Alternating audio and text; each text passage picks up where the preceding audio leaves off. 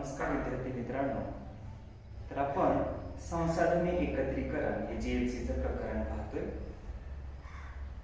तर त्याच्यामध्ये बघा तुम्हाला एक व्हिडिओ पाठवायचा राहिलेला आहे माझ्याकडून, तो अपलोड होत नाही. तर त्या व्हिडिओचे 2 भाग करून मी तुम्हाला नंतर ते पाठवणार आहे. त्यानंतर आपण प्रकल्प सूत्रीकरण असे पुढचं प्रकरण सुरू केलेलं होतं. आणि त्याच्या अगोदरचं जे प्रकरण आहे ते संसाधने एकत्रीकरण आहे. तर त्याचं काल लेक्चर झालेलं आहे आणि त्यातला राहिलेला जो भाग आहे शेवटचा तो आपण पाहणार आहोत. आणि हा आजचा भाग पाहिल्यानंतर प्रकल्प सूत्रीकरण संसाधने एकत्रीकरण हे प्रकरण आपलं पूर्ण होतंय. आणि त्यानंतर आपण संसाधने एकत्रीकरण हे प्रकरण या ठिकाणी पूर्ण होत आहे. आणि पुढचं जे प्रकरण आहे प्रकल्प सूत्रीकरण, तर त्याचं एक लेक्चर आपलं झालेलं आहे आणि पुढचा भाग आपण कंटिन्यू करणार आहोत नंतर. तर मित्रांनो, तर या संसाधने एकत्रीकरण या प्रकरणामध्ये आपण संसाधने म्हणजे काय, कोणकोणती संसाधनं उद्योग व्यवसायासाठी आवश्यक असतात, ती संसाधनं आपण कुठून मिळवली पाहिजे, तर हे किंवा संसाधने एकत्रीकरण म्हणजे काय ही सुद्धा संकल्पना याच्यामध्ये पाहिलेली आहे. त्यानंतर आपण या संसाधने एकत्रीकरण करण्यासाठी ज्या वेगवेगळ्या शासकीय वित्तीय संस्था आहेत तर त्या वित्तीय संस्था सुद्धा पाहिलेल्या आहेत मित्रांनो. तसं त्याच्यामध्ये कार्यशील विश्लेषण पाहिलेलं आहे. त्याच पद्धतीने विविध संसाधने एकत्रीकरणाचा अर्थ, कार्यशील विश्लेषण, त्याची आकृती पाहिलेली आहे. आणि त्यानंतर स्वयंरोजगारासाठी सहाय्यभूत ठरणाऱ्या विविध योजना किंवा संस्था याची माहिती आपण पाहतोय. तर त्याच्यामध्ये आपण पाठीमागील तासाला उद्योग संचालनालय म्हणजे काय पाहिलेलं आहे. तसं जिल्हा उद्योग केंद्र त्याच्या योजनाही पाहिलेल्या आहेत. त्याच पद्धतीने महाराष्ट्र राज्य औद्योगिक विकास महामंडळ हे आपण पाहिलेलं आहे. तर पुढची तसंच महाराष्ट्र उद्योजकता विकास केंद्र, महाराष्ट्र लघु उद्योग विकास महामंडळ, तर या एकूण 5 वित्तीय संस्था की ज्या उद्योग व्यवसायासाठी मार्गदर्शन करतात, अर्थपुरवठा करतात ते आपण पाहिलेले आहे. तर पुढची जी 6वी वित्तीय संस्था आहे किंवा आपल्याला मार्गदर्शन करणारी उद्योग व्यवसायासाठी जी संस्था आहे किंवा तिची जी कार्य आहे ती आपण त्या अंतर्गत असणाऱ्या योजना आहेत आपण पाहणार आहोत. तर पाहूया 6वी ही वित्तीय संस्था म्हणजे महाराष्ट्र राज्य वित्तीय महामंडळ. तर या महाराष्ट्र राज्य वित्तीय महामंडळाची सुद्धा स्थापना जी आहे ती निश्चितच उद्योग व्यवसायाच्या भरभराटीसाठी, उद्योग व्यवसाय मोठ्या पद्धतीने वाढण्यासाठी केलेली आहे असं आपल्याला म्हणता येईल. 1962 मध्ये या महाराष्ट्र राज्य वित्तीय महामंडळाची स्थापना केली आहे. लक्षात ठेवा.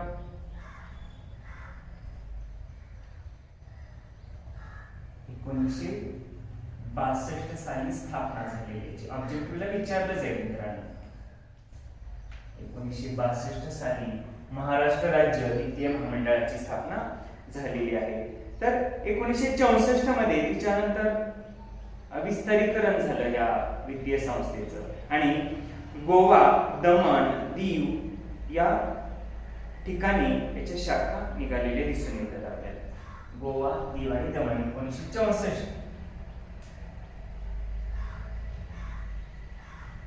गोवा, दीव आणि दमण शॉर्टमध्ये लिहितोय जागा नसल्यामुळे.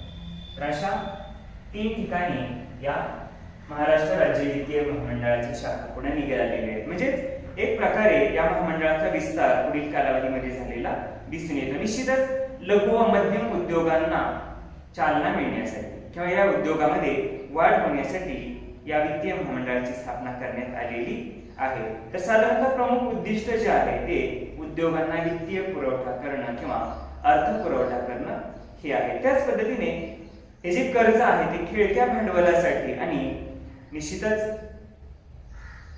उद्योग व्यवसायासाठी जी आवश्यक असणारी जमीन आहे, इमारत आहे, यंत्रसामुग्री आहे यामध्ये सुद्धा मोठ्या प्रमाणावर गुंतवणूक करण्यासाठी वित्तीय सहाय्य केलं जातं. तसंच या वित्तीय संस्थेकडून आपल्याला मुदतीची कर्ज दिली जातात आणि निश्चितच आपल्याला उद्योग व्यवसायासाठी सक्षम करण्यासाठी आपल्याला उद्योग व्यवसाय करण्यासाठी प्रेरणा म्हणून, वित्तीय सहाय्य म्हणून ही संस्था महत्वाची भूमिका बजावते असं आपल्याला म्हणता येईल. त्याच पद्धतीने मित्रांनो, या वित्तीय संस्थेमध्ये जे काही कार्यकारी मंडळ आहे तर त्याची सुद्धा माहिती या ठिकाणी बघणं गरजेचं आहे. याच्यामध्ये व्यवस्थापकीय संचालक असतात, तसंच कार्यकारी समिती कार्यरत असते. व्यवस्थापकीय संचालकाशिवाय एक संचालक राज्य सरकारकडून महामंडळाचा अध्यक्ष म्हणून नियुक्त केला जातो. तसंच मुख्य जे कार्यालय आहे या वित्तीय संस्थेचं ते मुंबईला आहे. ऑब्जेक्टिव्हला विचारलं जाईल, महाराष्ट्र राज्य वित्तीय महामंडळाचं प्रमुख किंवा मुख्य कार्यालय कुठं आहे तर ते मुंबईला आहे. एका वाक्यात उत्तर येईल किंवा चुकी बरोबर किंवा जोड्या लावा, याला हा प्रश्न विचारला जाईल. तर मित्रांनो, या महावित्तचं मुख्य कार्यालय मुंबई येथे आहे, लक्षात ठेवा. तसंच अमरावती, औरंगाबाद, मुंबई, कोल्हापूर, नागपूर, नाशिक, पणजी, पुणे अशा ठिकाणी, तसंच ठाणे, रत्नागिरी, पनवेल, सोलापूर, अहमदनगर, अकोला, चंद्रपूर, यवतमाळ, वर्धा, भंडारा, बुलढाणा, नांदेड, लातूर, जालना, परभणी, बीड, सातारा, सांगली, कुडाळ येथे याच्या शाखा कार्यालय आहेत. म्हणजे जवळजवळ अनेक जिल्ह्यामध्ये या महाराष्ट्र राज्य वित्तीय महामंडळाची शाखा कार्यालय किंवा उपकार्यालय आहे असं आपल्याला म्हणता येईल. त्याच पद्धतीने मित्रांनो, या महाराष्ट्र राज्य वित्तीय महामंडळाकडून अनेक स्त्रोताद्वारे भांडवल उपलब्ध करून दिलं जातं. जसं साधन संपत्ती उभारण्यासाठी, म्हणजे थोडक्यात साधन संपत्ती खरेदी करण्यासाठी हे भांडवल आपल्याला दिलं जातं. तसंच स्वतःचे भाग भांडवल, ठेवी, रोखे, कर्ज रोखे, राखीव निधी, भारतीय औद्योगिक विकास बँकेकडून कर्ज अशा मार्गाने हे कर्ज किंवा वित्तीय तरतूद ही महाराष्ट्र राज्य वित्तीय महामंडळाकडे केली जाते. जे एकूण या महाराष्ट्र राज्य वित्तीय महामंडळाला अशा अनेक स्त्रोताद्वारे पैसा उपलब्ध होत असतो आणि तोच पैसा आपल्याला लघु उद्योगासाठी किंवा लघु उद्योग उभारण्यासाठी, उद्योगधंदे उभारण्यासाठी त्याचा पुरवठा केला जातो. त्यानंतर मित्रांनो, महत्त्वाच्या काही योजना आहेत या महाराष्ट्र राज्य वित्तीय महामंडळाच्या, तर त्या योजनाही पाहणं गरजेचं आहे. निश्चितच उद्योगधंद्यामध्ये वाढ व्हावी, बेरोजगारी दूर व्हावी, उद्योगधंद्यासाठी आवश्यक असणारी जी काही साधन सामग्री आहे, संसाधनं आहेत, त्याची खरेदी करण्यासाठी प्रामुख्याने वित्तीय पुरवठा करण्याचं कार्य या महाराष्ट्र राज्य वित्तीय महामंडळाद्वारे केलं जातं. बघूया पहिली जी योजना आहे ती म्हणजे तंत्रज्ञान सहाय्य योजना. जे काय म्हणते मित्रांनो या ठिकाणी, तंत्रज्ञान सहाय्य योजना, जे तंत्रज्ञानाचा उद्योग व्यवसायासाठी जे आवश्यक तंत्रज्ञान असतं किंवा गरजेचं असतं तर त्या तंत्रज्ञानाचा पुरवठा करण्याचं कार्य या महाराष्ट्र राज्य वित्तीय महामंडळाकडून केलं जातं. म्हणजे अशी एक योजना आहे तंत्रज्ञान सहाय्य योजना.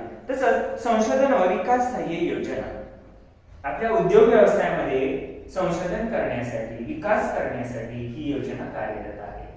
आपण उद्योजक, व्यावसायिक म्हणून संशोधन करणं गरजेचं आहे. या संशोधनाला चालना मिळण्यासाठी या योजनेमार्फत आपल्याला मदत केली जाते. तसंच सुशिक्षित बेरोजगारासाठी कर्ज योजना, जे शिकलेले किंवा सुशिक्षित बेरोजगार आहेत, ज्यांच्या हाताला काम नाही, अशा लोकांना उद्योगधंदे उभारण्यासाठी कर्ज पुरवठा करण्याची योजना सुद्धा या महाराष्ट्र राज्य वित्तीय महामंडळाद्वारे पुरविली जाते. तसंच संयुक्त कर्ज योजना, आता संयुक्त म्हणजे काय आपल्याला माहिती आहे, तर उद्योगधंदा उभारण्यासाठी अनेक प्रकारची कर्ज लागतात किंवा अनेक संसाधनासाठी अनेक प्रकारच्या योजना राबवण्यासाठी पैशाची आवश्यकता असते. जशा अनेक कार्यासाठी संयुक्तरित्या आपल्याला वित्त पुरवठा करणारी योजना या महाराष्ट्र राज्य वित्तीय महामंडळाकडून राबविली जाते. त्याच पद्धतीने मित्रांनो, अनुसूचित जाती व जमातीमधील उद्योजकासाठी सहाय्य योजना, आपल्याला माहिती आहे अनुसूचित जाती जमाती जे काही मागास जमाती आहेत त्यांचा आर्थिक स्तर थोडासा खाली असतो, त्यांच्याकडे ठोस अशी उत्पन्नाची साधनं नसतात, मग त्यांना उद्योग प्रवण करण्यासाठी, त्यांच्या हाताला काम मिळण्यासाठी, त्यांची बेरोजगारी दूर होण्यासाठी अशा अनेक सहाय्य योजना या महाराष्ट्र राज्य वित्तीय महामंडळाकडून राबविल्या जातात आणि त्यांना एक उद्योजक म्हणून स्वतःच्या पायावर उभ्या राहण्यासाठी मदत केली जाते. तसंच मित्रांनो, लष्करी सेवेतून निवृत्त झालेल्या कर्मचाऱ्यासाठी सुद्धा सहाय्य योजना राबवली जाते. लष्करी सेवा म्हणजे जे आपले लष्कर खातं आहे आपलं, जे वायुदल, नौकादल किंवा भूदल आहे, जशा दलामध्ये कार्यरत असणारे आणि नंतर सेवानिवृत्त झालेले जे काही लोक आहेत, तर त्यांच्यासाठी सुद्धा एक उद्योजक म्हणून त्यांना उभा करण्यासाठी, सेवानिवृत्तीनंतर म्हणजे रिटायर झाल्यानंतर त्यांना उभा करण्यासाठी, त्यांना उद्योगधंद्याविषयी मार्गदर्शन, वित्तीय पुरवठा करण्याचं कार्य सुद्धा महाराष्ट्र राज्य वित्तीय महामंडळाकडून केलं जातं. त्याच पद्धतीने मित्रांनो, ग्रामीण व निमशहरी भागात चिकित्सालय उभारण्यासाठी डॉक्टरांना सहाय्य केलं जातं. जे जो ग्रामीण भाग आहे जिथे आणखीनही चिकित्सालय म्हणजे दवाखाने नाही, किंवा जो निमग्रामीण भाग आहे, तर त्या ठिकाणी सुद्धा आजही आरोग्य सुविधा दिसून येत नाही. तर निश्चितच या आरोग्य सुविधा उपलब्ध करण्यासाठी, देण्यासाठी सुद्धा या महाराष्ट्र राज्य वित्तीय महामंडळाकडून आपल्याला किंवा ती योजना राबवून आपल्याला मदत केली जाते. कारण आरोग्य चांगलं आहे तर उद्योगधंदे वाढतील, लोकांचं आरोग्य चांगलं असेल तर लोक कामाला जातील, लोकांचं आरोग्य चांगलं असेल तर चांगल्या पद्धतीने भारत हा आर्थिकदृष्ट्या बळकट होईल. म्हणून अशी वैद्यकीय सुविधा उपलब्ध करून देण्यासाठी सुद्धा या वित्तीय संस्थेकडून आपल्याला योजना राबवून अर्थपुरवठा केला जातो. तसंच वाहतूक व्यावसायिकांना वाहने खरेदीसाठी योजना राबवली जाते. आता उद्योग व्यवसायाच्या विकासासाठी वाहतूक व्यवस्था ही सक्षम असणं गरजेचं आहे. मोठमोठी वाहनं किंवा वातानुकूलित वाहनं असतील, वाहनांच्या सुविधा, मुबलक प्रमाणात वाहतूक व्यवस्था निर्माण करणं ही गरजेचं असतं. तरच उद्योगधंदा वाढीस लागेल, तरच आर्थिक विकास चांगला साधला जाईल. आपण म्हणतो रस्ते किंवा वाहतूक व्यवस्था ही विकासाची नाडी आहे. आपल्याला माहिती आहे, रस्ते जर खराब झाले तर त्या ठिकाणी किती परेशानी होते, कारण रस्त्याद्वारे किंवा या महामार्गाद्वारेच आपलं या ठिकाणी विकास होत असतो. म्हणून अशा वाहतूक व्यवस्थेच्या उपलब्धतेसाठी सुद्धा योजना राबवण्याचं कार्य या महाराष्ट्र राज्य वित्तीय संस्थेकडून केलं जातं आणि त्याद्वारे निश्चितच औद्योगिक विकास साधला जातो. तसंच पर्यटन विकासासाठी पर्यटनाशी संबंधित म्हणून सेवा उद्योगात येणाऱ्या हॉटेल्ससाठी सहाय्य योजना. बघा, जे पर्यटन विकास हल्ली एक महत्वाचा ट्रेंड आलेला आहे. पर्यटनाचा विकास, जे पर्यावरणाच्या दृष्टिकोन तो विकास होणं गरजेचं आहे. आपण पाहतो लोकांना या ठिकाणी फिरायला आवडतं. दररोजचं जे रुटीन आहे त्याच्यातून बाजूला जाऊन जे काही आपल्या सभोवताली आहे, निसर्गरम्य अशी ठिकाणं आहेत आणि अनेक ऐतिहासिक पौराणिक अशा वास्तू आहेत, अशा सौंदर्य स्थळांना आपण भेट देणं गरजेचं असतं. त्या ठिकाणी निश्चित आनंद तर मिळतो, आपल्या नॉलेजमध्ये भर पडते आणि निश्चितच तो एक चांगली अशी जीवनशैली आहे असं आपल्याला म्हणता येईल. म्हणून अशा पर्यटन केंद्राचा विकास करण्यासाठी या महाराष्ट्र राज्य वित्तीय महामंडळाकडून योजना राबवून अर्थसहाय्य केलं जातं. कारण पर्यटन म्हणजे सुद्धा एक उद्योग आहे, व्यवसाय आहे. मग त्या ठिकाणी हॉटेलची सुविधा, त्या आलेल्या लोकांना पर्यटनाचा आस्वाद घेण्यासाठी तिथं गार्डन किंवा बगीचा तयार करणं, त्यांच्या मनोरंजनासाठी वेगवेगळे उपक्रम राबवणं, ह्या अशा अनेक सुविधा पर्यटकासाठी महत्वाच्या असतात आणि त्याच्यासाठी अनुदान देण्याचं कार्य किंवा त्या उद्योगाकडे नवउद्योजकांना वळण्यासाठी, नवतरुणांना वळण्यासाठी अशी योजना सुद्धा या महाराष्ट्र राज्य वित्तीय महामंडळाकडून राबवली जाते. त्याच पद्धतीने मित्रांनो, उद्योग व्यवसायांना स्वयंचलित जनित्रे विकत घेण्यासाठी अर्थसहाय्य योजना राबवली जाते. स्वयंचलित जनित्रे म्हणजे काय, तर स्वयंचलित वाहनं जे आहेत, स्वयंचलित यंत्रसामुग्री जी आहे. कारण हल्ली पाहतो आपण काळ बदललेला आहे, बदललेल्या काळानुसार आपण अपडेट होणं गरजेचं आहे. त्याच्यासाठी अशी स्वयंचलित जी यंत्र आहेत की जी यंत्र कमी विजेवरती चालतात, अधिकाधिक जास्त प्रॉडक्ट निर्मितीसाठी सहाय्यभूत ठरतात, कमीत कमी मनुष्यबळावरती ते उत्पादन देतात. म्हणून अशी जी काही यंत्रसामुग्री आहे ती खरेदीसाठी सुद्धा आपल्याला या महाराष्ट्र राज्य वित्तीय महामंडळाकडून सहाय्य केलं जातं. त्याच पद्धतीने आजारी उद्योगांचे पुनर्वसन करणं. आता आजारी उद्योग म्हणजे काय, तर जे उद्योग डबघाईला आलेले आहेत, बंद पडायला लागलेले आहेत किंवा बंद पडलेले आहेत, वेगवेगळी कारणं असतात। अशा आजारी उद्योगांचं बळकटीकरण करण्यासाठी सुद्धा या महाराष्ट्र राज्य वित्तीय महामंडळाकडून सहाय्य केलं जातं। त्या उद्योगांना एक प्रकारे ऊर्जा देण्याचं कार्य, त्यांना अर्थसहाय्य करण्याचं कार्य, त्यांना मोटिवेट करण्याचं कार्य या वित्तीय महामंडळाकडून केलं जातं आणि निश्चितच ते उद्योग पुन्हा उभारी घेतात आणि नव्या जोमानं ते चालू होतात। त्याच पद्धतीने उद्योग विस्तार व आधुनिकीकरणासाठी अर्थसहाय्य करणं, जे उद्योगाचा विकास करण्यासाठी तसंच उद्योगामध्ये आधुनिकीकरणाचा अवलंब करण्यासाठी सुद्धा मार्गदर्शन आणि अर्थपुरवठा करण्याचं कार्य या वित्तीय संस्थेकडून केलं जातं। तसंच अर्थसहाय्यासाठी सर्वसाधारण योजनाही राबवली जाते। आता उद्योग व्यवसाय उभारायचा म्हटल्यानंतर पैसा गरजेचा आहे, मग तो पैसा म्हणजे अर्थसहाय्य त्यांना होणं गरजेचं असतं, त्या उद्योजकांना, त्या कारखानदारांना। मग ते अर्थसहाय्य होण्यासाठी सुद्धा या वित्तीय महामंडळाकडून कर्ज पुरवठा केला जातो किंवा ते भाग भांडवल उपलब्ध करून दिलं जातं। तसंच बीज भांडवल योजना म्हटलेलं आहे। आता बीज भांडवल म्हणजे काय, तर थोडक्यात सुरुवातीला त्यांना ते भांडवल उपलब्ध करून देणं आणि त्या भांडवलावरती पुन्हा उद्योगधंदा विस्तारीकरण करणं, त्याच भांडवलाचा पुन्हा उपयोग करून याच्यातून जो नफा मिळालेला आहे त्याचा पुन्हा आपल्या उद्योग व्यवसायामध्ये उपयोग करून चांगल्या पद्धतीने उद्योग व्यवसाय चालू ठेवणं। तर अशी जी काही प्राथमिक भांडवल पुरवठा केला जातो या वित्तीय संस्थेकडून त्यालाच बीज भांडवल योजना असं म्हटलेलं आहे।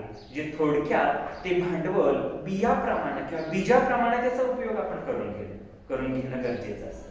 जे थोडक्यात ज्या पद्धतीने आपण शेतात बी पेरतो आणि त्या बियापासून आपल्याला उत्पन्न मिळतं आणि त्या उत्पन्नावरती आपण पुढे आणखी नवनवीन पिकं घेऊ शकतो, जे पुन्हा कर्ज घेण्याची गरज नाही।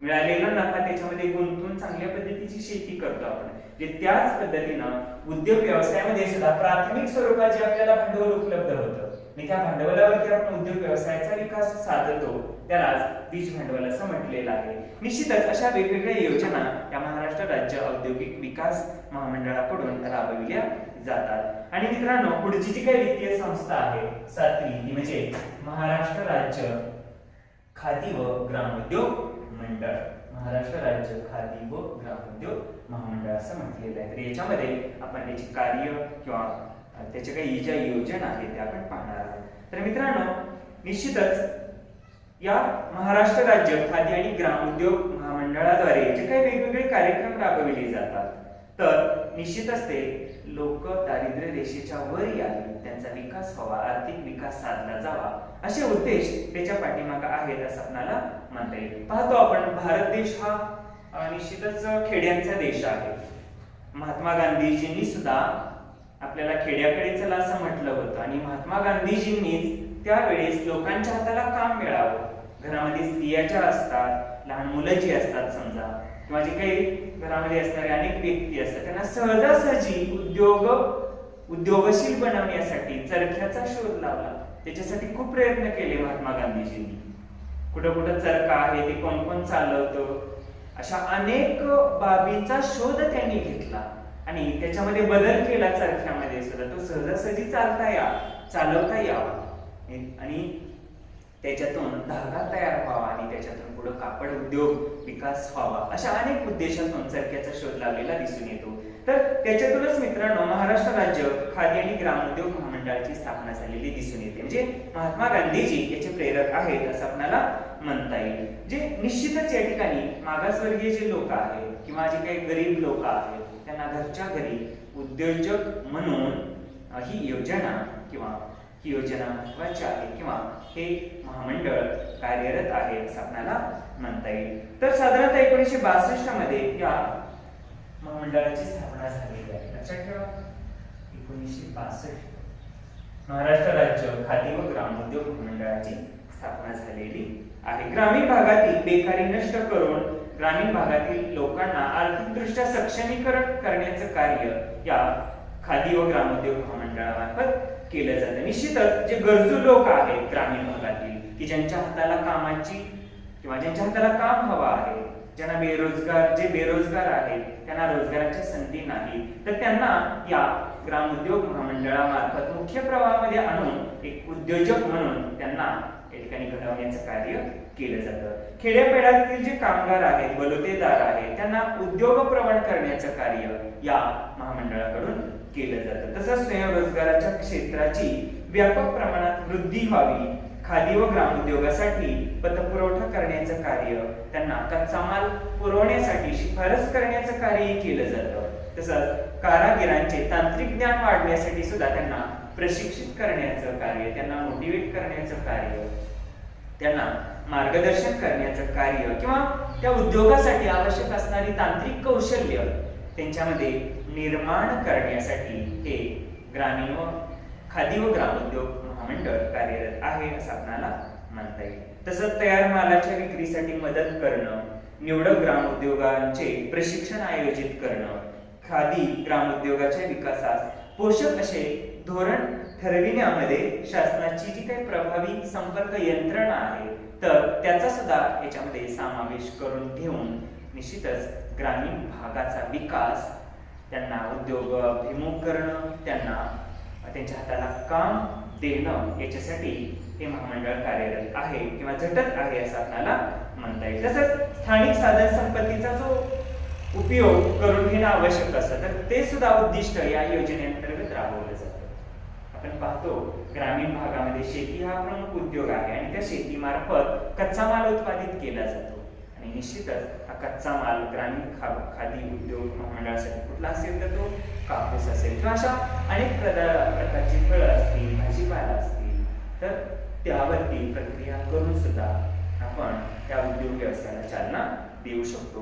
त्याच पद्धतीने मित्रांनो, मध्यवर्ती शासनाने खादी ग्रामोद्योग आयोगाच्या अधिनियमामध्ये सुधारणा करून या ग्रामोद्योगाची व्याख्या केलेली आहे. तर ती व्याख्या पाहूया आपण. तर साधारणतः 20,000 लोकसंख्येच्या आतील गावामध्ये प्रति कारागिरापोटी भांडवली कर्जाची रुपये रक्कम ही 50,000 पर्यंत गुंतवणूक करण्यात येणारा उद्योग म्हणजे ग्रामोद्योग होय. जे बघा, ज्या ठिकाणी 20,000 च्या आत लोकांची संख्या आहे तर तेथील लोकांना 50,000 पर्यंत भांडवल उपलब्ध करून दिलं जातं आणि असा जो उद्योग आहे त्याला ग्रामोद्योग असं म्हटलेलं आहे. व्याख्या लक्षात ठेवा, विचारली जाईल. 20,000 लोकसंख्येच्या आत ज्या गावामध्ये ज्या ठिकाणी लोकसंख्या आहे आणि 50,000 पर्यंत भांडवल उपलब्ध करून दिलं जातं असा जो उद्योग आहे त्याला ग्रामोद्योग असं म्हटलेलं आहे. निश्चितच या ग्रामोद्योगामार्फत व्यक्तींना जे अर्थसहाय्य दिलं जातं तर ते 1960च्या सहकार कायद्यान्वये तो उद्योग नोंदणी होणं आवश्यक आहे.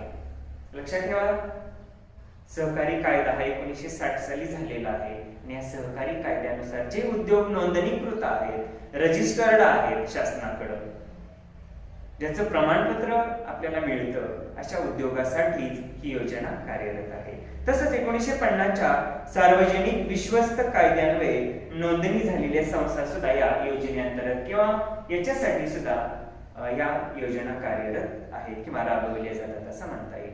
1950च्या सार्वजनिक विश्वस्त कायद्यानुसार नोंदणी झालेल्या संस्था या कक्षेमध्ये येतात. तसंच 1960च्या सोसायटी नोंदणी कायद्यान्वये नोंदणी झालेल्या संस्था सुद्धा या ग्राम उद्योगामध्ये मोडतात आणि त्यांच्यासाठी वित्तीय पुरवठा असेल, कच्च्या मालाच्या संदर्भात असेल, त्यांना प्रशिक्षण देणं, त्यांच्यामध्ये तांत्रिक कौशल्य विकसित करण्यासाठी मार्गदर्शन करणं, अशा अनेक अंगानं किंवा असे अनेक उपक्रमातून ही महाराष्ट्र राज्य खादी व ग्रामोद्योग महामंडळ कार्यरत आहे. त्यानंतर मित्रांनो, याची कार्य काही दिलेली आहे तर ती कार्य आपण पाहूया. पहिलं कार्य आहे खादी आणि ग्रामोद्योग संबंधित उद्योजकांना प्रशिक्षण आयोजन करणं.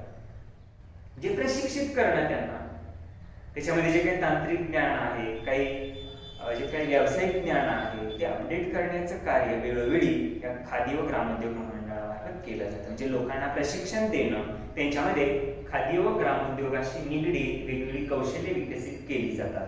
तसंच आवश्यक त्या कच्च्या मालाचे राखीव साठे निर्माण करणे व खादी ग्रामोद्योगात असणाऱ्या उद्योजकांना ते पुरवणं हेही कार्य या महाराष्ट्र राज्य खादी ग्रामोद्योग महामंडळाचं आहे. म्हणजे कच्चा माल उपलब्ध करणं, आणि तो उपलब्ध झालेला कच्चा माल त्या उद्योजकांना पुरवण्याचं कार्य, त्याच्याविषयी मार्गदर्शन करण्याचं कार्य सुद्धा या खादी व ग्रामोद्योग महामंडळामार्फत केलं जातं. तसंच हस्तकला, हातमाग, कलाकुसरीच्या वस्तूंच्या बाबतीत त्यांची विक्री व विपणन कार्यासाठी पुरेशी सोय उपलब्ध करणं.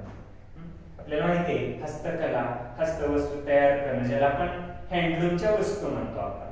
तर अशा वस्तू तयार करणं आणि तयार झालेल्या वस्तूसाठी किंवा त्याच्या विक्रीसाठी किंवा त्याच्यासाठी आवश्यक असणारी जी विपणन कार्य आहे तर त्याच्यासाठी मदत करण्याचं कार्य सुद्धा या खादी व ग्रामोद्योग महामंडळामार्फत केलं जातं. तसंच खादी ग्रामोद्योग क्षेत्रात कार्यरत लोकांमध्ये सहकार्याची भावना वाढीस लागणं किंवा लाभणं याच्यासाठी सुद्धा हे महामंडळ कार्य करतं. आपण पाहतो विना सहकार नाही उद्धार म्हणतो आपण.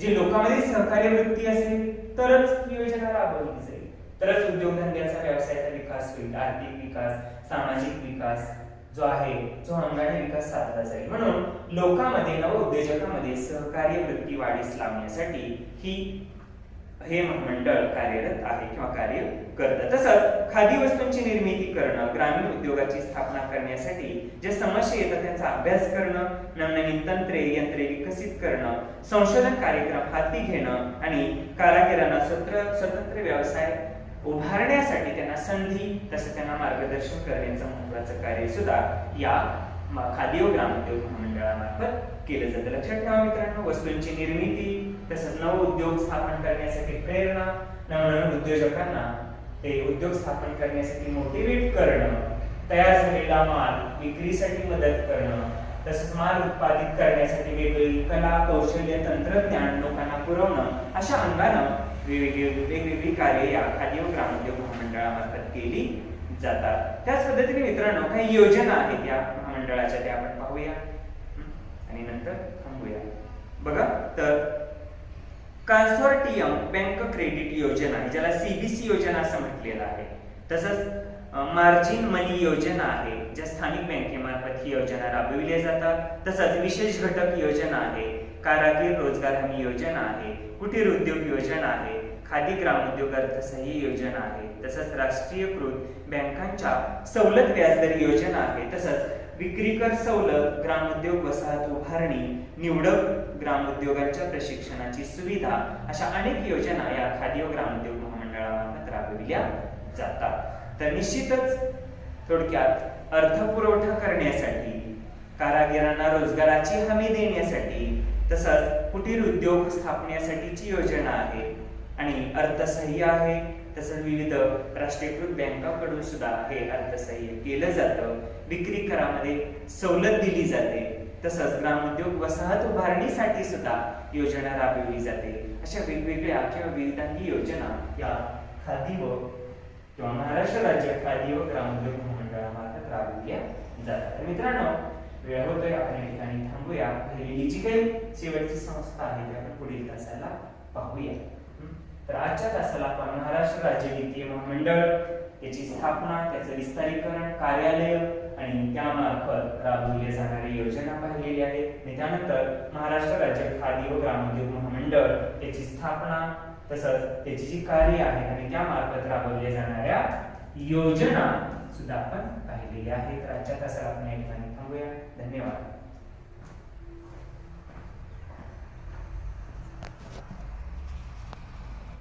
नमस्कार विद्यार्थी मित्रांनो. तर वरील किंवा पाठीमागचा व्हिडिओ हा मोबाईलमध्ये स्पेस नसल्यामुळे अर्धवट झालेला आहे. तर राहिलेला जो भाग आहे आपण एकात्मिक कीड व्यवस्थापनाचा, तो या व्हिडिओमध्ये पाहणार आहोत आपण. तर मित्रांनो, तूर हे पीक आपण पाहिलेलं आहे, म्हणजे तुरीवरील एकात्मिक कीड व्यवस्थापन. तर त्याच्यामध्ये आपण वेगवेगळे उपाय पाहिलेले आहेत. जसं बीज प्रक्रियेसाठी 5 ग्रॅम ट्रायकोडर्मा जैविक बुरशी, नत्र स्थिरीकरणासाठी 25 ग्रॅम हे जैविक खत प्रति 1 किलो बियाला बीज प्रक्रिया करून तुरीच्या बियाची टोकन किंवा पेरणी आपण करू शकतो. त्याच पद्धतीने तुरीमध्ये 1% ज्वारी किंवा बाजरीचं बी मिसळून आपण मिश्र पीक पद्धतही या ठिकाणी अवलंबू शकतो. तसंच बाजरी, ज्वारी याचा आंतरपीक म्हणून आपण तुरीमध्ये घेऊ शकतो. तुरीच्या 2 ओळी आणि ज्वारी किंवा बाजरीच्या 2 ओळी. तसंच तुरीमध्ये आपण आंतरपीक म्हणून भुईमुग आणि सोयाबीनचे पीक घेऊ शकतो. त्याच्यामध्ये आपण 2 ओळी तुरीच्या टोकायच्या आहेत किंवा पेरायच्या आहेत आणि सोयाबीनच्या किंवा भुईमुगाच्या 4 ओळी टोकायच्या आहेत. तसंच टी आकाराचे मचाण प्रति हेक्टरी 20 ते 25 लावायचे आहेत, जेणेकरून त्याच्यावरती पक्षी बसतात आणि ते पक्षी या तुरीवरील वेगवेगळ्या आळ्यांचं किंवा किडीचं वेच खातात, म्हणजेच त्यांचा नायनाट होतो. त्याच पद्धतीने प्रति हेक्टरी कामगंध सापळे 5 तुरीमध्ये लावायचे आहेत प्रति हेक्टरी, जेणेकरून त्या कामगंध सापळ्यामध्ये या वेगवेगळ्या किडीचे पतंग अडकून त्यांच्या पुढील पिढ्या ज्या आहेत त्या थांबवता येतात आणि कीड नियंत्रण झालं असं म्हणता येईल. तसंच वेगवेगळ्या किडीच्या नियंत्रणासाठी 5% निंबोळी अर्काची फवारणी ही आपण तूर पिकावरती करायची आहे. तसंच इंडोक्झा कार्ब 14.8% SC आणि ते प्रवाही असलं पाहिजे, ते 7 मिली घ्यायचं आहे आणि 10 लिटर पाण्यामध्ये मिसळून त्याची फवारणी आपण तूर पिकावरती करू शकतो. त्यानंतर मूग आणि उडीद ही पिकं आहेत मित्रांनो. तर यावरील आपण किडीचे एकात्मिक व्यवस्थापन करणं गरजेचं आहे. तर मूग आणि उडदावरती मावा, तुडतुडे, शेंगा पोखरणाऱ्या अळीचा प्रादुर्भाव झालेला दिसून येतो. त्याच्यासाठी आपण 5% निंबोळी अर्काच्या 2 फवारण्या करणं अपेक्षित आहे. त्यानंतर भुईमुग हे पीक आहे. तर भुईमुगावरती सुद्धा मित्रांनो हुमणी, मावा, फुलकिडे, पाना खाणारी अळी, पाने पोखरणारी अळी अशा किडींचा प्रादुर्भाव झालेला दिसून येतो. हुमणी जमिनीमध्ये राहून भुईमुगाच्या पिकाच्या मुळ्या कुरतडून खाते. मावा, फुलकिडे हे रस शोषून घेतात. पाने खाणारी अळी ही पानं खाऊन नुकसान करते, त्यामुळे झाडाच्या वाढीवर, अन्न निर्मितीवरती विपरीत परिणाम होतो. तसंच त्या पानं पोखरणाऱ्या ज्या अळ्या आहेत तर त्या सुद्धा पानाच्या 2 पापुद्र्यामध्ये शिरून पानातील हरित लवक खातात आणि पानं पोखरतात. निश्चितच या वेगवेगळ्या किडीमुळं भुईमुग पिकाचं नुकसान झालेलं दिसून येतं, म्हणून त्यावरती एकात्मिक कीड व्यवस्थापनाचे उपाय करणं गरजेचं आहे. त्याच्यासाठी सुरुवातीला आपण बीज प्रक्रिया करणं आवश्यक आहे. बीज प्रक्रियेसाठी ट्रायकोडर्मा ही जैविक बुरशी 5 ग्रॅम घ्यायची आहे.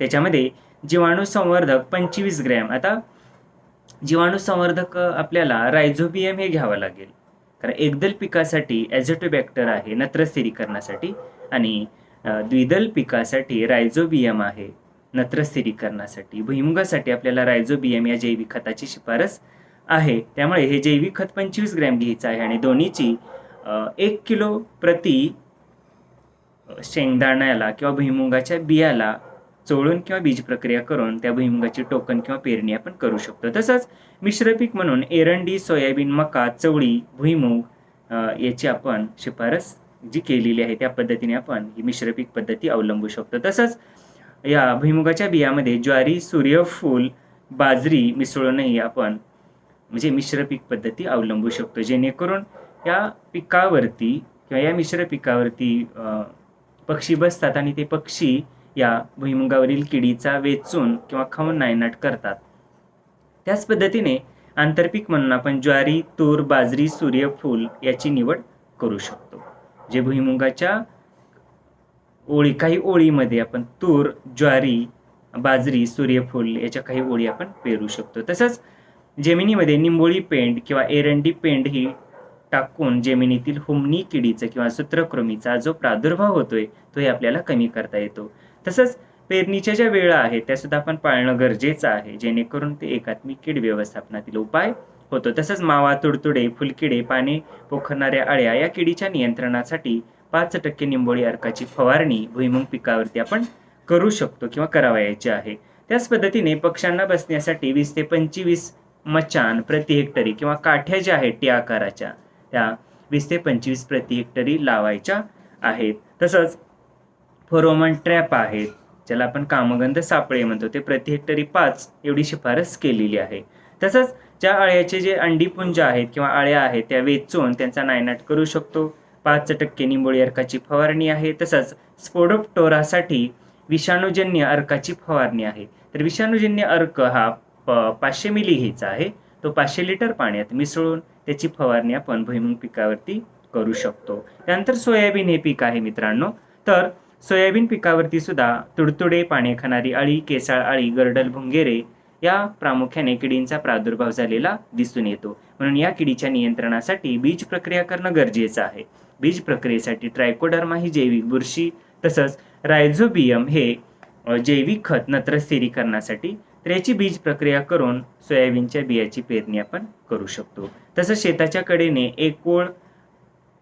एक ओळ आपल्याला किंवा एका त्या ओळीमध्ये 2 मक्याच्या बिया आणि त्या 2 मक्याच्या बियानंतर एक बी चवळीचं अशी ती एक ओळ पूर्ण आपल्या सोयाबीन पिकाच्या चोहोबाजूंनी टोकन करणं गरजेचं आहे, जेणेकरून बाहेरून येणारा जो किडीचा लोंढा आहे म्हणूया किंवा बाहेरून ज्या किडी येतात त्या या पिकावरती किंवा या मका आणि चवळी पिकावरती त्यांचा अगोदर अटॅक होतो आणि निश्चितच या पिकावरती आपण फवारणी करून किंवा त्याचं नियंत्रण करू शकतो आपण, जेणेकरून आज सोयाबीन पिकाला या किडीचा प्रादुर्भाव होणार नाही. त्याच पद्धतीने आपणाला सोयाबीन पिकामध्ये ज्वारी, मका, बाजरी किंवा सूर्यफूल याचं 0.1% प्रमाण त्या बियाचं मिसळून अशी आपण पेरणी करू शकतो, जेणेकरून या मिश्र पिकामुळं पक्ष्यांना बसण्यासाठी पक्षी थांबेही तयार होतात आणि त्यामुळे किडीचं नियंत्रण ते पक्षी खाऊन किंवा खातात आणि किडीचं नियंत्रण झालं असं म्हणता येईल आपल्याला. त्यानंतर सूर्यफूल हे पीक आहे मित्रांनो. तर या सूर्यफुलावरती सुद्धा आपणाला तुडतुडे, पांढरी माशी, केसाळ अळी, हिरवी अळी या किडींचा प्रादुर्भाव झालेला दिसून येतो. तुडतुडे रस शोषून घेतात, पांढरी माशी ही सुद्धा रस शोषून घेते, केसाळ अळी म्हणजे अस्वल हे सुद्धा पानांच्या पाठीमागं राहून पानाची हरित लवक खातात पोखरून आणि निश्चितच मोठी झाल्यानंतर ही जी केसाळ अळी आहे किंवा अस्वल आहे ती संपूर्ण झाडावरती विखुरतात आणि कणसाचं सुद्धा नुकसान करतात आणि पानं सुद्धा खाऊन फस्त करतात. फक्त पानाच्या शिरा शिल्लक ठेवल्या जातात. तसंच हिरवी अळी जी आहे तर ही हिरवी अळी सुद्धा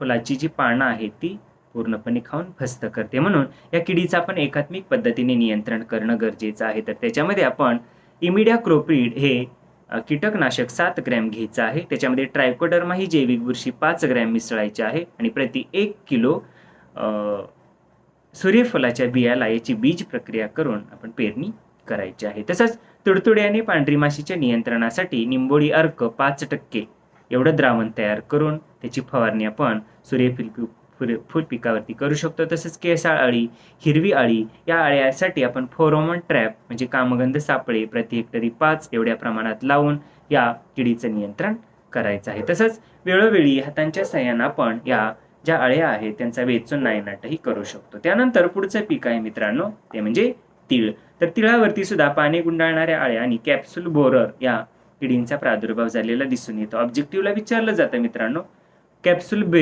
बोरर ही कीड कुठल्या पिकावरती पडते? तर तीळ हे पीक लक्षात ठेवणं गरजेचं आहे. तर या दोन्ही किडीच्या नियंत्रणासाठी आपण तीळ पिकाच्या बियावरती ट्रायकोडर्मा ही जैविक बुरशी तसंच ॲझोस्पिरिलम हे नत्र स्थिरीकरणासाठी जैविक खत अधिक ॲझोटोबॅक्टर जे याची आपण बीज प्रक्रिया करून नंतर या तिळाच्या बियाची आपण पेरणी करायची आहे. तसंच ज्या पाने गुंडाळणाऱ्या अळ्या आहेत तर त्या अळ्यांचा आपण वेचून नायनाट करू शकतो. तसंच 5% निंबोळी अर्काची फवारणी करूनही या किडीचं नियंत्रण आपल्याला चांगल्या पद्धतीने करता येतं. त्यानंतर मित्रांनो पुढचं पीक आहे एरंडी. तर एरंडीवरती सुद्धा तुडतुडे, पांढरी माशी, पाने खाणाऱ्या अळ्या, कॅप्सूल बेरर या किडीचाही प्रादुर्भाव झालेला दिसून येतो. तर त्याच्यासाठी आपल्याला ट्रायकोडर्मा या जैविक बुरशीची बीज प्रक्रिया करणं गरजेचं आहे. तसंच रस शोषणाऱ्या ज्या किडी आहेत त्याच्यासाठी 5% निंबोळी अर्काची फवारणी करणं आवश्यक आहे. तसंच उंट अळी, स्पोडोप्टोरा व केसाळ अळी याच्यासाठी आपण ह्या अळ्याच्या अंडीपुंज किंवा अळ्या वेचून त्यांचा नायनाट करू शकतो. तसंच 5% निंबोळी अर्क तयार करून त्याची फवारणी आपण एरंडी पिकावरती करून या किडीचं नियंत्रण करू शकतो. त्यानंतर मित्रांनो भाजीपाला पिकं आहेत. तर या भाजीपाला पिकावरती सुद्धा आपल्याला वेगवेगळ्या किडींचा प्रादुर्भाव झालेला दिसून येतो. पहिलं पीक आहे बटाटा. तर बटाट्यावरती सुद्धा रस शोषणाऱ्या किडीमध्ये मावा, तुडतुडे, फुलकिडे, पांढरी माशी आणि कोळी अशा किडींचा प्रादुर्भाव होताना दिसतो. मग या पाने खाणाऱ्या अळ्या तसंच नागाळी, बटाटे व पाने पोखरणाऱ्या अळ्या तर या प्रामुख्याने खूप मोठ्या प्रमाणावर बटाटा पिकाचं नुकसान करतात. त्याच्यासाठी आपण रस शोषणाऱ्या किडीच्या नियंत्रणासाठी इमिडाक्लोप्रिड हे रासायनिक कीटकनाशक फवारणं गरजेचं आहे. तसंच 5% निंबोळी अर्काची फवारणी करू शकतो किंवा फर्टिसिलियम लेकेनी या बुरशीचीही फवारणी आपण या बटाटा पिकावरती करावयाची आहे. त्याच पद्धतीने पाने खाणाऱ्या अळ्या तसंच विषाणू नोमेरिया बुरशी याच्यासाठी आपण निंबोळी अर्काची फवारणी करू शकतो. तसंच बटाटे पोखरणाऱ्या ज्या अळ्या आहेत तर त्या अळ्यांच्या प्रादुर्भाव कमी होण्यासाठी फेरोमोन ट्रॅप आपण शेतामध्ये लावायचे आहे. तसंच निंबोळी अर्कही फवारणी करू शकतो त्याची. तसंच परोपजीवी कीटक जसं कोपिडोसोमा कोहलेरी, तर हा परोपजीवी कीटक बटाटा पिकामध्ये वापरून किंवा त्या बटाटा काढल्यानंतर साठवणुकीमध्ये किंवा गोडाऊनमध्ये हा कोपिडोसोमा कोहलेरी याचे आपण कोश सोडून किंवा अळ्या सोडून या किडीचं नियंत्रण करू शकतो. तसंच टोमॅटो या पिकावरती सुद्धा मित्रांनो वेगवेगळ्या किडींचा प्रादुर्भाव झालेला दिसून येतो. तर साधारणतः नाग अळी, तुडतुडे, पांढरी माशी, फुलकिडे, फळ पोखरणारी अळी या किडींचा प्रादुर्भाव टोमॅटोवरती झालेला दिसून येतो. तर ही नाग अळी जी आहे ती टोमॅटोच्या पानाच्या 2 पापुद्रेच्या मधील हरितलवक खाते आणि निश्चितच ती हरितलवक खात खात पुढं सरकते आणि तो खाल्लेला भाग जो आहे तो आपल्याला सापाप्रमाणे नागमोडी दिसतो, म्हणून त्याला नाग अळी असं म्हटलेलं आहे. तसं तुडतुडे, पांढरी माशी, फुलकिडे या तिन्ही किडी प्रामुख्याने या टोमॅटो पिकातील रस शोषून घेतात. तसंच पाने खाणारी अळी ही टोमॅटो पिकाची पानं पूर्णपणे खाऊन फस्त करते. तर या वेगवेगळ्या किडीच्या नियंत्रणासाठी आपल्याला बीज प्रक्रिया करणं गरजेचं आहे. त्याच्यासाठी इमिडाक्लोप्रिड, कार्बोसल्फान अधिक ट्रायकोडर्मा ही जैविक बुरशी याची संयुक्त बीज प्रक्रिया आपण करू शकतो. तसंच वाफ्यामध्ये जे रोपं तयार करताना टोमॅटोची वाफ्यामध्ये आपण निंबोळी पेंट टाकूनही या वेगवेगळ्या किडीचं जमिनीत जे किडी होतात तर त्याचं नियंत्रण करू शकतो. मित्रांनो, तसंच रोपे लावते वेळी शेताच्या कडेने आपण एक ओळ टोकायची आहे. तर त्या एक ओळीमध्ये आपण झेंडू लागवड करायची आहे. तसंच 15 ओळी टोमॅटो नंतर एक ओळ झेंडूची अशी आपण आंतरपीक करून या वेगवेगळ्या किडीपासून आपल्या टोमॅटो पिकाचा बचाव करू शकतो. तसंच निंबोळी अर्काची फवारणी आपण टोमॅटो पिकावरती करू शकतो किंवा इमिडाक्लोप्रिड घ्या रासायनिक कीटकनाशक त्याची फवारणी करू शकतो किंवा कार्बोसल्फान याचीही आपण टोमॅटो पिकावरती फवारणी करू शकतो. तर तसंच पांढरी माशी ही जी कीड आहे तिच्या नियंत्रणासाठी आपण ज्या पिवळ्या चिकटपट्टी असतात तर त्या सुद्धा आपण शेतामध्ये लावून या पांढरी माशी जी आहे तर त्याला चिटकतात आणि या पांढऱ्या माशीचं नियंत्रण होऊ शकतं. त्यालाच स्टिकी ट्रॅप असं म्हटलेलं आहे मित्रांनो. तसंच 5% निंबोळी अर्काची शिफारस केलेली आहे या वेगवेगळ्या किडीच्या नियंत्रणासाठी. तसंच मचान जे आहेत काठीचे ते सुद्धा आपण टोमॅटो पिकामध्ये लावून म्हणजे पक्षी थांबे आपण तयार करू शकतो. हे पक्षी त्या किडी, कोश, पतंग जे आहे ते वेचून खातात. तसंच झेंडू व टोमॅटोवरील अळ्या ज्या आहेत त्या सुद्धा आपण हाताच्या साहाय्याने वेचून त्यांचा नायनाट करू शकतो. तसंच फळे पोखरणाऱ्या ज्या अळ्या आहेत टोमॅटोवरील त्याच्यासाठी आपण फेरोमोन ट्रॅप म्हणजे कामगंध सापळे प्रति हेक्टरी 5 लावू शकतो. तसं ट्रायकोग्रामा, बीटी विषाणू तसंच विषाणूंचा उपयोग करूनही वेगवेगळ्या किडीचं नियंत्रण करायचं आहे. तसंच फुलकिडे व कोळीसाठी आपण फर्टिसिलियम लेकॅनी ही बुरशी जी आहे ती फवारणी करावयाची आहे. त्यानंतर मित्रांनो वांगी हे पीक आहे. तर वांग्यावरती सुद्धा वेगवेगळ्या किडींचा प्रादुर्भाव आपणाला झालेला दिसून येतो. जसं फळ पोखरणारे आहेत, पाने खाणारे आळे आहेत किंवा मावा असतो, तुडतुडे असतात. जे या किडीच्या नियंत्रणासाठी आपण एकात्मिक उपाययोजना करणं गरजेचं आहे. त्याच्यासाठी बीज प्रक्रिया करायची आहे आपल्याला. बीज प्रक्रियेसाठी इमिडाक्लोप्रिड किंवा कार्बोसल्फान या दोन्हीपैकी कुठले एक रासायनिक कीटकनाशक घ्यायचं आहे. त्याच्या जोडीला जैविक बुरशी म्हणजे ट्रायकोडर्मा घ्यायची आहे आणि त्याची बीज प्रक्रिया वांगी बियाला करून त्या वांग्या बियापाची आपण रोपं तयार करायची आहेत. त्याच पद्धतीने वाफ्यामध्ये ज्यावेळेस आपण वांग्याचं बी टाकतो त्यावेळेस त्या वाफ्यामध्ये निंबोळी पेंट टाकणं आवश्यक आहे. तसंच ही रोपं लागवडी योग्य झाल्यानंतर रोपं उपटून त्या रोपांच्या मुळ्या आपण इमिडाक्लोप्रिड किंवा कार्बोसल्फान यापैकी कुठलं एक रासायनिक कीटकनाशक घ्यायचं आणि त्याच्या जोडीला ट्रायकोडर्मा जैविक बुरशी असं संयुक्त द्रावण तयार करून त्याच्यामध्ये 3 तास या वांगी रोपांच्या मुळ्या बुडवून नंतर त्याची लागवड आपण करायची. तसंच शेताच्या कडेने एक ओळ मका आणि त्या 2 मक्याच्या ओळीमध्ये एक बी चवळीची टोकायचं आहे. म्हणजे 2 बी मक्याचे, 2 मक्याचे बी झाल्यानंतर एक बी चवळीचा अशी एक संपूर्ण ओळ त्या प्लॉटच्या कडेने आपल्याला टोकायची आहे. जेणेकरून बाहेरून येणारा जो किडीचा प्रादुर्भाव आहे किंवा बाहेरून ज्या किडी येतात त्या प्रथम या एका ओळीवरती पडतात आणि निश्चितच त्यावरती आपल्याला उपाययोजना करून त्या किडीचा जो आत प्रवेश होणार आहे आपल्या वांगी पिकावरती तो आपल्याला टाळता येतो आणि निश्चितच कमी खर्चामध्ये हा कीड व्यवस्थापनाचा उपाय ठरू शकतो. त्याच पद्धतीने शेतामध्ये आपण निंबोळी पेंड सुद्धा या वांगी पिकाला घालणं गरजेचं आहे. तसंच लागवडीनंतर ट्रायकोकार्ड म्हणजे ट्रायकोग्रामा चिलोनिस हा परोपजीवी कीटक साधारणतः 150 लाख प्रति हेक्टरी हे कीटक सोडायचे आहेत. त्याच पद्धतीने रस शोषणाऱ्या किडी ज्या आहेत, शेंडे, फळे पोखरणाऱ्या अळ्या, याच्यासाठी आपण निंबोळी अर्काची फवारणी या वांगी पिकावरती करू शकतो. त्याच पद्धतीने दर आठवड्यांनी किडलेले शेंडे जे आहेत किंवा किडलेली ज्या फळं आहेत, तर ती आपण गोळा करून तोडून त्यांचा नायनाट करणं आवश्यक आहे. तसंच बीटी जीवाणू याची आपण फवारणी करू शकतो किंवा सायपरमेथ्रिन हे आंतरप्रवाही कीटकनाशक 24% तीव्रतेचं 4 मिली घ्यायचं आहे. ते 10 लिटर पाण्यामध्ये मिसळून त्याची फवारणी आपण या वांगी पिकावरती करू शकतो. त्याच पद्धतीने अशा कीटकनाशकाच्या फवारणी आपण 10 लिटर पाण्यामध्ये मिसळून करून साधारणतः या वांगी पिकावरील किडीचं नियंत्रण करू शकतो. तसंच फेरोमोन ट्रॅप जे आहे ते प्रति एकरी 10 एवढ्या प्रमाणात आपण या वांगी पिकावरती किंवा पिकामध्ये लावून वेगवेगळ्या या पतंगांचं, वेगवेगळ्या किडींच्या नियंत्रण करू शकतो. त्यानंतर भेंडी हे पीक आहे मित्रांनो. तर भेंडी पिकावरती सुद्धा आपल्याला वेगवेगळ्या किडींचा प्रादुर्भाव झालेला दिसून येतो. जसं तुडतुडे असतात, पानातील रस शोषून घेतात, पानासह वाटीसारखी होतात आणि निश्चितच झाडाच्या वाढीवरती परिणाम होतो. त्याच पद्धतीने आपल्याला फळ पोखरणारी अळी या किडीचाही प्रादुर्भाव भेंडी पिकावरती झालेला दिसून येतो. तसं तुडतुडे असतात, मावा असतो. तर अशा वेगवेगळ्या किडीच्या नियंत्रणासाठी आपल्याला उपाययोजना करणं गरजेचं आहे. भेंडी पिकावरती आपल्याला प्रथम बीज प्रक्रिया करणं आवश्यक आहे. त्याच्यासाठी इमिडाक्लोप्रिड हे रासायनिक कीटकनाशक घ्या. त्याच्या जोडीला जैविक बुरशी ट्रायकोडर्मा याची संयुक्त बीज प्रक्रिया भेंडीच्या बियाला करून नंतर त्या भेंडीच्या बियाची पेरणी किंवा टोकन आपण करू शकतो. तसंच मका किंवा चवळी याचं मिश्र पीक आपण भेंडी पिकामध्ये घेऊ शकतो. तसंच कीडग्रस्त जे शेंडे आहेत त्या अळीसकट किंवा किडलेली जी फळं आहेत, भेंडी आहे, ती आपण अळीसकट तोडून त्यांचा नायनाट करणं गरजेचं आहे.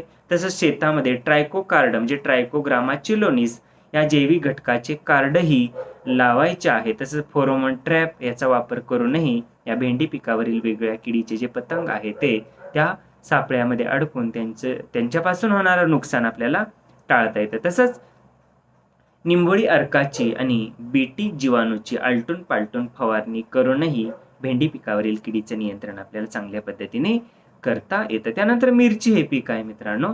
तर या मिरची पिकावरती सुद्धा वेगवेगळ्या किडींचा प्रादुर्भाव झालेला दिसून येतो. जसं तुडतुडे आहेत, मावा आहे, फळ पोखरणारी म्हणजे मिरचीला छिद्र पाडून त्याच्यातील आतील गर खाणारी जी अळी आहे त्याला फळ पोखरणारी अळी म्हटलेलं आहे. तर अशा वेगवेगळ्या किडींचा प्रादुर्भाव मिरचीवरती झालेला दिसून येतो. त्याच्यासाठी किंवा कोळी आहे, मावा आहे, फुलकिडी आहेत, अशा रस शोषणाऱ्या किडीचाही प्रादुर्भाव या मिरची पिकावरती झालेला दिसून येतो. त्याच्यासाठी आपण इमिडाक्लोप्रिड किंवा कार्बोसल्फान यापैकी कुठलंही एक रासायनिक कीटकनाशक घ्यायचं आहे. त्याच्या जोडीला जैविक बुरशी ट्रायकोडर्मा याशी दोन्हीची संयुक्त बीज प्रक्रिया मिरची बियावरती करून त्या बियापासून आपण रोपं तयार करायचे आहे. तसंच या रोपं तयार करताना त्या वाफ्यामध्ये आपण निंबोळी पेंडीचा वापरही करायचा आहे. तसंच रोपं लावतेवेळी त्या रोपांच्या मुळ्यावरती आपण आंतरक्षीकरण किंवा बीज प्रक्रिया करणं गरजेचं आहे. त्याच्यासाठी इमिडाक्लोप्रिड हे रासायनिक कीटकनाशक घ्या किंवा कार्बोसल्फान घ्या. यापैकी कुठलेही कीटकनाशक आणि ट्रायकोडर्मा जैविक बुरशी अशा दोन्हीचं संयुक्त द्रावण तयार करून त्या द्रावणामध्ये मिरचीच्या रोपाच्या मुळ्या 3 तास बुडवायच्या आहेत आणि नंतर ती रोप आपण शेतामध्ये लावायची आहेत. त्याच पद्धतीने निंबोळी पेंड या मिरची लागवड केलेल्या शेतामध्ये मिसळून आपल्याला निश्चितच वेगवेगळ्या किडीचं, जमिनीतील ज्या किडी आहेत त्याचं नियंत्रण करता येतं. तसंच ट्रायकोडर्मा किंवा कार्बोफ्युरॉन दाणेदार हेही आपण त्या मिरचीच्या किंवा मिरची पिकाच्या त्या जमिनीमध्ये प्लॉटमध्ये आपण मिसळून निश्चितच किडीचं नियंत्रण करू शकतो. तसंच 5% निंबोळी अर्काची फवारणीची शिफारसही केलेली आहे. तसंच फर्टिसिलियम लेकॅनी ही जैविक बुरशी 20 ग्रॅम घ्यायची आहे. ती 10 लिटर पाण्यामध्ये मिसळून त्या द्रावणाची फवारणी मिरची पिकावरती करू शकतो. तसंच मोनोक्रोटोफॉस हे रासायनिक कीटकनाशक 15 मिली घ्यायचं आहे. ते 10 लिटर पाण्यामध्ये मिसळून त्याची फवारणी आपण मिरची पिकावरती करायची आहे. त्यानंतर मित्रांनो, फळझाडं आहेत. तर या फळझाडावरती सुद्धा वेगवेगळ्या किडींचा प्रादुर्भाव झालेला दिसून येतो. मावा आहे, तुडतुडे आहे, फळ पोखरणारी आळी आहे किंवा खोड पोखरणारा भिरोड आहे, तसंच पिठ्या ढेकूण आहे. जशा अनेक म्हणजे थोडक्यात जमिनीत राहून पिकाचं नुकसान करणाऱ्या, रस शोषणाऱ्या, चावून पिकाचं नुकसान करणाऱ्या अशा वेगवेगळ्या किडींचा प्रादुर्भाव फळझाडावरती किंवा फळ पिकावरती झालेला दिसून येतो. त्याच्यासाठी आपण किंवा या किडीच्या नियंत्रणासाठी 5% निंबोळी अर्काची फवारणी करणं आवश्यक आहे. तसंच व्हर्टिसिलियम लेकेनी ह्या जैविक बुरशीची फवारणी करून या किडीचं नियंत्रण करू शकतो. तसंच मृगबहारामध्ये आपण साधारणतः जमिनीमध्ये निंबोळी पेंट मिसळायचे आहे. तसंच ट्रायकोडर्मा ही जैविक बुरशी सुद्धा शेणखतामध्ये मिसळून ते शेणखत आपण त्या प्लॉटमध्ये मिसळून टाकायचं आहे. तसंच खोडाला लहान छिद्र पाडणारे जे भुंगेरे असतात त्याच्या नियंत्रणासाठी खोडाला गेरू लावायचा आहे. गेरू म्हणजेच काय, गेरू अधिक त्याच्यामध्ये क्लोरोपायरिफॉस हे रासायनिक कीटकनाशक मिसळायचे आणि कॉपर ऑक्झिक्लोराइड हे बुरशीनाशकही मिसळायचं आहे. जे गेरू अधिक क्लोरोपायरिफॉस म्हणजे हे कीटकनाशक आणि कॉपर ऑक्झिक्लोराइड म्हणजे बुरशीनाशक, जशा तिन्हीची पेस्ट तयार करून किंवा द्रावण तयार करून त्या द्रावणाचा लेप या फळझाडाच्या खोडाला लावायचा आहे, जेणेकरून वेगवेगळ्या किडीचा प्रादुर्भाव खोडाला होणार नाही. तसंच या वेगवेगळ्या फळझाडाच्या मुळाजवळ आपण कीटकनाशक अधिक बुरशीनाशक याचं संयुक्त द्रावण तयार करून प्रति झाड आपण ते जमिनीमध्ये ओतून किंवा ड्रेचिंग करून या जमिनीतून उद्भवणाऱ्या वेगवेगळ्या किडींचा आणि रोगांचा बंदोबस्त करू शकतो. तसंच मावा, फुलकिडे, कोळी, पिठ्या ढेकूण अशा रस शोषणाऱ्या किडीच्या व्यवस्थापनासाठी निंबोळी अर्काची फवारणी आपण या फळझाडावरती करायचं आहे. तसंच व्हर्टिसिलियम लेकॅनी ही जैविक बुरशी ही त्याचं योग्य पद्धतीनं द्रावण तयार करून त्या द्रावणाची फवारणी ही फळझाडावरती करू शकतो. त्याच पद्धतीने सायनट्रिनिलोप्रोल हे 9 मिली घ्यायचं आहे, ते 10 लिटर पाण्यामध्ये मिसळून त्याची फवारणी आपण फळझाडावरती करू शकतो. किंवा लॅम्बडासायहेलोथ्रिन याचंही आपण 4.9% प्रति 10 लिटर पाण्यामध्ये असं प्रमाण तयार करून याची फवारणी आपण या फळझाडावरती करू शकतो. तर मित्रांनो, निश्चितच भारत राजपत्र असाधारण भाग 2 खंड 3 उपखंड 2 सन 1351 नवी दिल्ली 18 मे 2020 कृषी मंत्रालय अधिसूचना प्रतिबंधित कीटकनाशके 1 ते 27 सूची प्रस्तावित यादीतील समाविष्ट कीटकनाशके अंतिम निर्णयानुसार वापरास प्रतिबंध हेतू होऊ शकतात.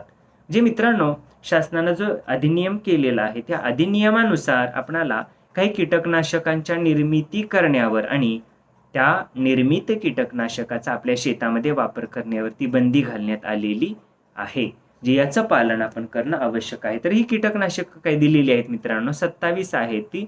जसं असिफेट आहे, बुटाक्लोर आहे, कार्बाफ्युरॉन आहे, डेल्टामेथ्रिन आहे, डायनोकॅप आहे, मॅन्कोझेब आहे, ऑक्झिफ्लोरोफेन आहे, सल्फ्युरॉन आहे, थायरम आहे, एंट्राझिन आहे, कॅप्टन आहे, क्लोरोपायरिफॉस, डायकोफॉल, ड्युरॉन, मेथोमिल, पेंडामेथिलीन, थायोडिकार्ब, झायनेप, बेनफुराकार्ब, कार्बेंडेन्झिम 2,4-D, तसंच डायमेथोएट, मेलेथिऑन, मोनोक्रोटोफॉस, क्विनॉल्फॉस, थायोफेनेट, मिथेल आणि झायरम अशी एकूण 27 जी बुरशीनाशक आणि कीडनाशक आहेत सगळी. म्हणजे याच्यामध्ये काही बुरशीनाशक आहेत, काही कीटकनाशक आहेत, यांच्या निर्मितीवरती आणि वापरावरती शासनानं बंदी घातलेली आहे. तर याचा सुद्धा आपण या एकात्मिक कीड व्यवस्थापनामध्ये विविध रासायनिक उपाय करताना विचार करणं आवश्यक आहे. तर मित्रांनो, आपण या ठिकाणी थांबूया. तर असं हे एकात्मिक कीड व्यवस्थापन हे प्रात्यक्षिक संपलेलं आहे. तर निश्चितच त्यामध्ये लिखाण काम आहे जास्तीत जास्त, आणि प्रात्यक्षिक करताना तुम्ही प्रत्यक्ष या उपाययोजना अवलंबायच्या आहेत. तर असं हे प्रात्यक्षिक कार्य आहे. बघूया पुढील तासाला पुढचा प्रात्यक्षिकचा टॉपिक. आपण या ठिकाणी थांबूया. धन्यवाद. तर मित्रांनो, तर तुम्हाला सपोर्टिंगसाठी या प्रात्यक्षिक कार्यासाठी मी बाकीचे यूट्यूबवरील व्हिडिओ सेंड करतोय, त्याचाही तुम्ही अभ्यास करणं किंवा त्या कृती तुम्ही समजून घेणं गरजेचं आहे. त्यावरती सुद्धा तुम्हाला प्रात्यक्षिक परीक्षेमध्ये प्रश्न विचारला जाईल. आपण या ठिकाणी थांबूया. धन्यवाद. आणि काही जे विद्यार्थी मित्र आहेत ते व्हिडिओ पाहत नाहीत ते पहा, त्याला लाईक करा, सबस्क्राईब करा आणि ते इतर मित्रांनाही तुम्ही शेअर करू शकताय, माझे तरी कमीत कमी, जेणेकरून त्यांनाही फायदा होईल. आपसामध्ये चर्चा करा, अभ्यासाविषयी काय अडचणी असतील तर विचारत चला. या ठिकाणी आपण थांबूया. धन्यवाद. तर मित्रांनो, थेरीची सगळी प्रकरणं जवळजवळ झालेली आहेत. ऑफलाईन असतानाही ती शिकवलेली आहेत, ऑनलाईन आणखी शिकवणं चालूच आहे. तरी आपण त्याच्यावरती आणखीन रिव्हिजन घेणार आहोत. आपल्याला ऑब्जेक्टिव्हचा बराचसा भाग आणखीन पाहायचा आहे. हे प्रात्यक्षिक कार्य आणि काही थेरीचा भाग राहिलेला तो शिकवल्यानंतर आपण ऑब्जेक्टिव्हकडे लक्ष देणार आहोत. आणि शिकवताना सुद्धा तुम्हाला जिथं ऑब्जेक्टिव्ह येईल त्या ठिकाणी सांगतोय, तुम्ही निश्चितच हा व्हिडिओ पाहताना वही आणि पेन घेऊन बसणं गरजेचं आहे आणि ते ऑब्जेक्टिव्ह त्या ठिकाणी तुम्ही लिहिणं किंवा नोंद करणं गरजेचं आहे. तुम्हाला फायदा निश्चितच होणार आहे. तर आपण या ठिकाणी थांबूया. धन्यवाद.